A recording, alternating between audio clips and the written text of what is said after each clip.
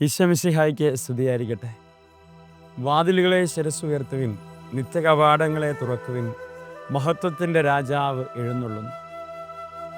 വലിയ മഹത്വത്തിൻ്റെ രാജകീയ പ്രവേശനം ആരംഭിക്കുകയാണ്. ചരിത്രങ്ങളെ തിരുത്തിക്കുറിക്കുന്ന, തിരശ്ശീലകൾക്ക് വിള്ളലേക്കുന്ന, ഭൂമി രണ്ടായി പിളരുന്ന, ആകാശവും പാതാളവുമെല്ലാം വിറങ്ങലിക്കുന്ന വലിയൊരു മഹത്വത്തിൻ്റെ രാജാവിൻ്റെ പ്രവേശനമാണ് ഓശാന. പ്രിയപ്പെട്ടവരെ, വിശുദ്ധ വാരത്തിൻ്റെ കവാടമാണ് ഓശാന ഞായറാഴ്ച. ഈ കവാടത്തിലേക്ക് പ്രവേശിക്കുമ്പോൾ ഭൂമി മറ്റൊരു അവസ്ഥയിലേക്ക് മാറുകയാണ്. ഇത് രണ്ട് സൂചകങ്ങളാണ് ഇന്ന് ഈ തിരുവചനം നമ്മൾ ഓർമ്മപ്പെടുത്തുക. ക്രിസ്തുവിൻ്റെ രണ്ട് വ്യത്യസ്തമായ മുഖങ്ങളെ ഈ ഓശാന ഞായറാഴ്ച സഭ നമ്മളെ പരിചയപ്പെടുത്തുന്നുണ്ട്. മുമ്പോട്ടുള്ള യാത്രയിൽ കടന്നു വരുന്ന ദിവസങ്ങളെല്ലാം ക്രിസ്തുവിൻ്റെ വ്യത്യസ്തമായ ജീവിത ശൈലികളിലൂടെ ലോകം നേടിയെടുക്കാൻ പോകുന്ന രക്ഷാകര ചരിത്രത്തെ നമുക്ക് വിവരിക്കുന്ന മനോഹരമായ ദിവസമാണ് ഈ നല്ല ദിവസത്തിൻ്റെ. കർത്താവേ, ഞങ്ങൾ രക്ഷിക്കണമേ എന്ന ആർപ്പുവിളികൾ ഉയരുന്ന, സ്വർഗത്തെ ഭൂമിയോട് ഒന്നിപ്പിക്കുന്ന, മനുഷ്യകുലം വിറങ്ങലിച്ചു നിൽക്കുന്ന ഈ തിരുനാളിൻ്റെ മനോഹരമായ ആശംസകളും മംഗളങ്ങളും പ്രാർത്ഥനകളും ഏവർക്കും സ്നേഹപൂർവ്വം നേരുകയാണ്. കർത്താവെ, ഞങ്ങൾ രക്ഷിക്കണമെന്ന് ഓശാന ജൈവലികളുടെ മധ്യത്തിലൂടെ ചരിത്രങ്ങളെ തിരുത്തി കുറിച്ചുകൊണ്ട് രാജാവ് കടന്നു വരികയാണ്. രാജകീയതയെ മാറ്റിക്കുറിക്കുകയാണ് ഇന്ന് തമ്പുരാൻ.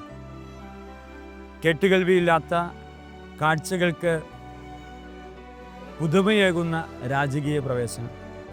ഇന്നുവരെ ഒരു രാജാവും കഴുതയുടെ പുറത്തോ എഴുന്നള്ളി വന്നിട്ടില്ല. കഴുതുകളെപ്പോഴും ഭാണ്ഡം ചുമക്കുന്ന, രാജാവിൻ്റെ പ്രജകളുടെ ഭാണ്ഡം ചുമക്കുന്ന മണ്ടന്മാരായിരുന്നു. എന്നാൽ ഇന്ന് ഒരു രാജാവ് തന്നെ ആ മണ്ടനെ വാഹനമാക്കി മാറ്റിയിരിക്കുകയാണ്. ഒരു കഴുതയെ നമ്മളൊക്കെ വിശേഷിപ്പിക്കാറില്ല, നീ എന്ത് കഴുതയാണ്. ആ കഴുതയെക്കൊണ്ട് ലോകത്തിന്, ദൈവത്തിന് ആവശ്യമുണ്ടെന്ന് ബോധ്യപ്പെടുത്തുന്ന പുണ്യദിനമാണിന്ന്. നമ്മളെല്ലാവരും കർത്താവിൻ്റെ കഴുതയാകാൻ വിളിക്കപ്പെട്ടവരാണ്. പ്രിയപ്പെട്ടവരെ, നമ്മൾ ആരാണ് ഈ ഭൂമിയിൽ വലിയത്? നാളെ തീർന്നു പോകുന്ന പുഴുവരിക്കുന്ന ശരീരമാണിത്. അങ്ങനെയെങ്കിൽ ഈ പുഴുക്കൾക്കപ്പുറത്തേക്ക് ഒരു ക്രിസ്തുവിനെ വഹിക്കാൻ കഴിയുന്ന പുഴുവായി തീരുക അതത്ര എളുപ്പമുള്ള കാര്യമല്ല. മാറ്റി നിർത്തപ്പെട്ട ഈ കഴുതയെ ഒരു രാജാവ് വാഹനമാക്കിയെങ്കിൽ, ലോകത്തിൻ്റെ സൃഷ്ടാവ് വാഹനമാക്കിയെങ്കിൽ, എൻ്റെയും നിങ്ങളുടെ രക്ഷിതാവ് ഒരു വാഹനമാക്കിയെങ്കിൽ, അവൻ പറയുകയാണ്, മാറ്റി നിർത്തപ്പെടാൻ പോകുന്ന കുരിശിനെയും ഞാനൊരു രക്ഷാകര ചരിത്രമാക്കി മാറ്റാൻ പോവുകയാണ്. നാളിതുവരെ കുരിശ് എല്ലാവർക്കും ഭാരമായിരുന്നു, പേടിയായിരുന്നു, നിന്ദയുടെ, അവഹേളനത്തിൻ്റെ, നാണംകേടിൻ്റെ ചിഹ്നമായിരുന്നു. ഈ കഴുതയും അങ്ങനെയായിരുന്നില്ലേ? നാളിതുവരെ കഴുത നാണം കെട്ട മൃഗമായിരുന്നു. എന്നാൽ ആ കഴുതപ്പുറത്ത് ക്രിസ്തു വഹിക്കപ്പെട്ടപ്പോൾ, കുരിശിൽ ക്രിസ്തു മരിക്കപ്പെട്ടപ്പോൾ, നാണം കെട്ടതെല്ലാം ലോകത്തിൻ്റെ രക്ഷാകര ചരിത്രത്തിൻ്റെ സാക്ഷ്യമായി മാറുകയാണ്. ജീവിതം അങ്ങനെ ആകണ്ടേ? കുറെ കൂടി നമുക്ക് ക്രിസ്തു വാഹകരായി മാറാം. കർത്താവെ, ഞങ്ങൾ രക്ഷിക്കണമേ എന്ന് അലമുറയിട്ട് കരയുമ്പോഴും എൻ്റെ ഉള്ളിൽ ക്രിസ്തുവിനെ വഹിക്കാൻ കഴിയുന്നുണ്ടോ എന്നൊരു ചോദ്യമുണ്ട്. നമുക്ക് ആവശ്യം ക്രിസ്തുവിൻ്റെ രക്ഷ മാത്രമാണെങ്കിൽ, പ്രിയപ്പെട്ടവരെ, നമ്മൾ അനുഗ്രഹിക്കപ്പെട്ട മക്കളല്ല. മറിച്ച് ക്രിസ്തു ഉദരത്തിൽ വഹിക്കുന്ന, ജീവിതത്തിൽ വഹിക്കാൻ കഴിയുന്ന ആ രക്ഷ സ്വന്തമാക്കുമ്പോഴാണ് നമ്മളൊക്കെ അനുഗ്രഹിക്കപ്പെട്ട മനുഷ്യരായി മാറുക. കർത്താവെ, ഞങ്ങൾ രക്ഷിക്കണമെന്ന് അലമുറയിട്ട് കരയാനായിട്ട് എളുപ്പമാണ്. പക്ഷേ അവനെ വഹിക്കാൻ പറ്റുന്നുണ്ടോ എന്നൊരു ചോദ്യമുണ്ട്. അവനെ ജീവിതത്തിൽ ഏറ്റെടുക്കാൻ പറ്റുന്നുണ്ടോ, അവനായി മാറാൻ പറ്റുന്നുണ്ടോ എന്നൊരു ചോദ്യം അവിടെ അവശേഷിക്കുന്നുണ്ട്. ക്രിസ്തു കടന്നു വന്ന കഴുത അവനായി മാറുകയായിരുന്നു, അവന് വേണ്ടി ജീവിക്കുകയായിരുന്നു. അതിനപ്പുറത്തേക്ക് ക്രിസ്തുവിൻ്റെ സ്നേഹത്തിൻ്റെ ആഴമെത്തി നിൽക്കുന്ന നിങ്ങളൊന്ന് പരിശോധിച്ച് നോക്കി. ഈശോ പറയാണ്, അവിടെ ചെല്ലുമ്പോൾ നിങ്ങൾ കഴുതയെ കാണും, അതിൻ്റെ കൂടെ ഒരു കുട്ടിയെയും നിങ്ങൾ കാണും. എന്തൊരു മനോഹരമായ ഒരു സന്ദേശമാണെന്നറിയാവോ? ആ കുട്ടിയെയും കൂടി കൂട്ടി നിങ്ങൾ കഴുതയെ അയച്ചിട്ട് വരണം. എന്നിട്ട് പറയണം, എനിക്കതിനെ കൊണ്ട് ആവശ്യമുണ്ട്. ആ കുട്ടിയെ കൊണ്ട് തമ്പുരാനൊരു ആവശ്യമില്ലെന്നേ. അവൻ യാത്ര ചെയ്തത് കഴുതപ്പുറത്താണ്. പിന്നെ എന്തിനാ കുട്ടിയെ കൂട്ടിക്കൊണ്ടുവന്നേ? അതാണ് ക്രിസ്തുവിൻ്റെ ആഴമായ സ്നേഹത്തിൻ്റെ പാഠം. എന്താണ്? ഞാൻ യാത്ര ചെയ്യുമ്പോൾ, ഞാൻ സുഖിക്കുമ്പോൾ, എന്നെല്ലാവരും കൈയടിച്ച് എതിരേൽക്കുമ്പോൾ, എനിക്ക് പാത വിരിക്കപ്പെടുമ്പോൾ, ഈ കഴുതക്കുട്ടി, ഈ കഴുത ഇന്ന് വരെ നിന്ദിക്കപ്പെട്ട, പരിഹസിക്കപ്പെട്ട കഴുതയ്ക്ക് പാത ഒരുക്കപ്പെടുമ്പോൾ ആ അമ്മയോർത്ത് ചങ്ക പൊട്ടുന്നൊരു കുഞ്ഞ് അവിടെ അവശേഷിക്കാൻ പാടില്ല. എന്തൊരാഴമായ സ്നേഹമാണ് പ്രിയപ്പെട്ടവരെ. എനിക്ക് വേണ്ടി എന്തെങ്കിലുമൊക്കെ മാറ്റിവെക്കപ്പെടുമ്പോൾ എന്നെ ഓർത്ത് സങ്കടപ്പെടുന്ന ഒരാളും അതിന് ചുറ്റുവട്ടത്തുണ്ടാകാൻ പാടില്ല. ഇതാണ് ക്രിസ്തു പിന്നീട് ഉണ്ടാകുന്ന ചരിത്രം മുഴുവൻ അതാണ്. ഈ വലിയ ആഴ്ചയിലെ ചരിത്രം മുഴുവൻ അതാണ്. എന്താണ്? പിതാവായ ദൈവം മനുഷ്യകുലത്തോട് നോക്കുമ്പോൾ എന്തൊരു സഹനമാണ്. ഒരു പാപപരിഹാര ബലിക്ക് വേണ്ടി ഒരു കുഞ്ഞാടിനെ കൊണ്ടുവന്ന്, ഊനമറ്റ കുഞ്ഞാടിനെ കൊണ്ടുവന്ന് കൊല്ലേണ്ട ഗതികെട്ട മക്കൾക്ക് വേണ്ടി പിതാവായ ദൈവം തൻ്റെ മകനെ കൊടുത്ത് കൊലയ്ക്ക് വേണ്ടി ഒരുക്കപ്പെടുകയാണ്. ഇതെല്ലാം സൂചനകളാണ്. എനിക്ക് വേണ്ടി സങ്കടപ്പെടുന്ന ഒരു കഴുതക്കുട്ടി അവിടെ ഉണ്ടാകാൻ പാടില്ല. ദൈവത്തെ ഓർത്ത് സങ്കടപ്പെടുന്ന ഒരു മനുഷ്യകുലം ഈ ഭൂമിയിൽ ഉണ്ടാകാൻ പാടില്ല. ദൈവമേ, നീ എന്ത് ഭാരമാണ് ഞങ്ങൾക്ക് നൽകുന്നത്? നിനക്ക് വേണ്ടിയിട്ട് ഞങ്ങളൊരു കുഞ്ഞാടിനെ കണ്ടുപിടിക്കണം. ഊനമറ്റ കുഞ്ഞാടിനെ കൊണ്ടുപോയി ബലിയർപ്പിച്ച് പാപപരിഹാര ബലി നടത്തിക്കൊണ്ടിരുന്ന കാലഘട്ടത്തെ ഓർത്ത് പിതാവായ ദൈവം സങ്കടപ്പെടുക. എൻ്റെ മനുഷ്യ മക്കൾ എത്രയോ സങ്കടപ്പെടുന്നത്. അതിനു വേണ്ടിയിട്ട് പിതാവായ ദൈവം തൻ്റെ മകനെ അയച്ച് കൊലയ്ക്ക് വിട്ടുകൊടുക്കുക. പ്രിയപ്പെട്ടവരെ, നോക്കിയേ, ആ കഴുതക്കുട്ടിയെ സങ്കടപ്പെടാനായിട്ട് തമ്പുരാൻ വിട്ടുകൊടുക്കുന്നു. നമ്മളെ ആരെയും സങ്കടപ്പെടാനായിട്ട് ഈശോ അനുവദിക്കില്ലെന്നേ.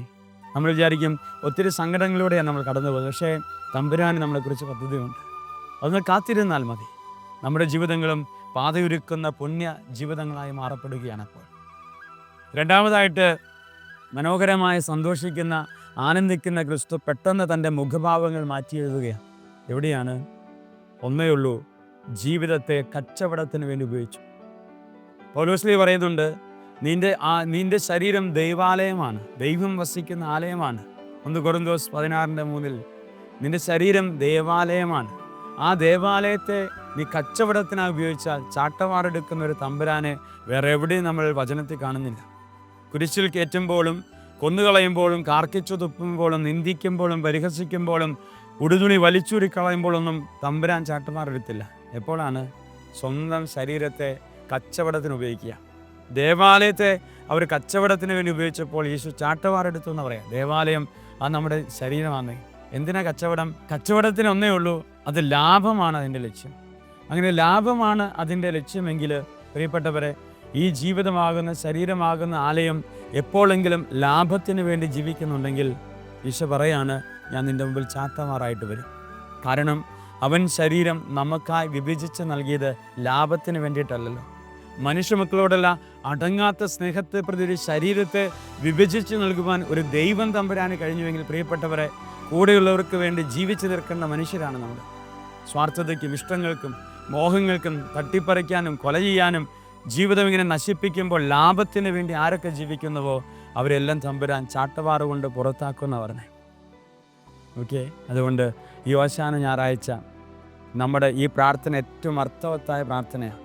ഈ കാലഘട്ടത്തിൽ നമ്മൾ ചങ്കുരുകി പ്രാർത്ഥിക്കേണ്ട ഒരു പ്രാർത്ഥന തന്നെയാണ്, കർത്താവേ ഞങ്ങളെ രക്ഷിക്കണം. എന്നാൽ ആ പ്രാർത്ഥിക്കുമ്പോൾ നമ്മുടെ ഉള്ളിലുണ്ടാകേണ്ട ഒരു മനോഭാവം, ദൈവമേ നീയായി മാറാൻ എന്നെ രക്ഷിക്കണം, നിനക്ക് വേണ്ടി ജീവിക്കാൻ എന്നെ രക്ഷിക്കണം, ഈ തലമുറയുടെ പാപപരിഹാര ബലി അർപ്പിക്കാൻ എന്നെ രക്ഷിക്കണം, ഈ കാലഘട്ടത്തിൻ്റെ അധാർമികതയോട് നോ പറയാനുള്ള ചങ്കൂറ്റത്തിന് വേണ്ടി എന്നെ രക്ഷിക്കണം. ജീവിതം നാളെ എന്താകുമെന്ന് എനിക്ക് അറിഞ്ഞുകൂടാ. അത് വലിയൊരു ദുരന്തത്തിലൂടെ കടന്നു പോകുന്ന ഈ കാലഘട്ടത്തിൽ പ്രിയപ്പെട്ടവരെ, ചങ്കുപൊട്ടുമാറി നമുക്കും പ്രാർത്ഥിക്കാം, കർത്താവെ ഓശാന ഞങ്ങളെ രക്ഷിക്കണമേ എന്ന്. ക്രിസ്തുവിൻ്റെ 2 മുഖഭാവങ്ങൾ, ഒന്ന് ആനന്ദത്തിൻ്റെ, സന്തോഷത്തിൻ്റെ, എളിമയുടെ, സ്നേഹത്തിൻ്റെ. 2 കച്ചവടത്തിന് വേണ്ടി ജീവിതം സമർപ്പിക്കുന്നവരുടെ മുമ്പിൽ ചാട്ടവാറെടുക്കുന്ന തമ്പുരാൻ്റെ. ഇതാണ് മുമ്പോട്ടുള്ള യാത്രയിൽ നമ്മൾ കണ്ടുമുട്ടുക. പാപപരിഹാരത്തിന് വേണ്ടി ജീവിതം സമർപ്പിക്കുന്ന തമ്പുരാൻ. ഇതൊരു വാതിലാണ്. ഈ വാതിലിലൂടെ പ്രവേശിക്കുകയാണ് കർത്താവ്, ചരിത്രങ്ങളെ തിരുത്തിക്കുറിച്ചുകൊണ്ട്. നമ്മുടെ ജീവിതങ്ങളും ചരിത്രങ്ങളെ തിരുത്തിക്കുറിക്കുന്നതാകട്ടെ. നമ്മുടെ കുടുംബങ്ങളിൽ സന്തോഷത്തിൻ്റെ, സമാധാനത്തിൻ്റെ, അനുഗ്രഹത്തിൻ്റെ ചരിത്രങ്ങൾ എഴുതുന്നതാകട്ടെ. രക്ഷാകര ജീവിതമാകട്ടെ നമ്മുടെ ജീവിതങ്ങളും. ഓശാന വിളികളാകട്ടെ നമ്മുടെ ജീവിതങ്ങളും. അപ്പോൾ സ്വർഗം നമ്മളെ ഓർത്തും ആനന്ദിക്കും. എല്ലാവർക്കും ഒരിക്കൽ കൂടി ഈ തിരുനാളിൻ്റെ മംഗളങ്ങൾ സ്നേഹപൂർവ്വം ആശംസിക്കുന്നു. ദൈവം അനുഗ്രഹിക്കട്ടെ. ആമേൻ.